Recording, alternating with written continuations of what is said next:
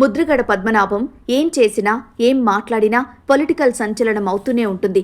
Deputy CM Pawan కళ్యాణ్ని గత ఎన్నికల్లో పిఠాపురంలో ఓడిస్తానని శపథం చేసి మరీ షాక్ తిన్నారాయన. చివరికి మరో చాయిస్ లేకుండా అన్నమాట ప్రకారం తన పేరుని పద్మనాభరెడ్డిగా మార్చుకున్నారు. గత ఎన్నికల్లో పవన్ను ఓడిస్తానని శపథం చేసినా ముద్రగడ ప్రత్యక్షంగా పోటీ చేయలేదు. ఈసారి అలా కాకుండా ఆయన్ని పిఠాపురం వైసీపీ ఇన్ఛార్జ్ ముందే ప్రకటించి డైరెక్ట్గా ఢీకొట్టించేందుకు వైసీపీ ప్రణాళికలు సిద్ధం చేస్తున్నట్లు తెలుస్తోంది. గత అసెంబ్లీ ఎన్నికలకు ముందు వైసీపీ కండువా కప్పుకున్నారు ముద్రగడ. అంతకుముందు 2009 ఎన్నికల్లో చివరిసారి పిఠాపురం నుంచి పోటీ చేసి ఓడిపోయారాయన. ఆ తర్వాత ప్రత్యక్ష రాజకీయాలకు దూరంగా ఉన్నారు. ఇక 2024 ఎన్నికల ముందు కొడుకు పొలిటికల్ కెరియర్ కోసం రీఎంట్రీ ఇచ్చారు. ఎన్నికల తర్వాత పద్మనాభం కుమారుడు గిరిబాబుకు వైసీపీ ప్రతిపాడు బాధ్యతలు అప్పగించారు.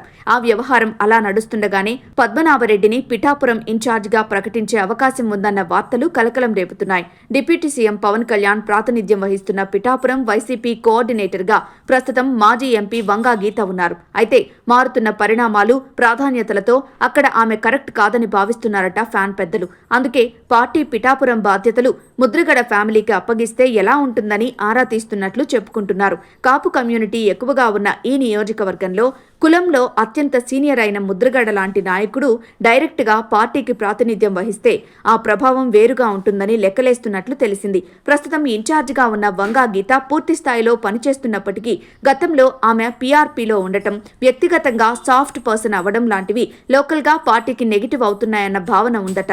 అలాగే కాపులు ఎక్కువగా ఉన్న సెగ్మెంట్లో అదే సామాజిక వర్గానికి చెందిన పవన్ లాంటి పర్సనాలిటీని ఢీకొట్టాలంటే టఫ్ ఫైట్ ఇచ్చే నేత కావాలి గాని సాఫ్ట్గా ఉండేవాళ్లు పనికిరారన్న వాదన కూడా వైసీపీ వర్గాల్లో ఉన్నట్లు తెలిసింది. మాజీ మంత్రి గుడివాడ అమర్నాథ్ ఇటీవల ముద్రగడను కలిశారు.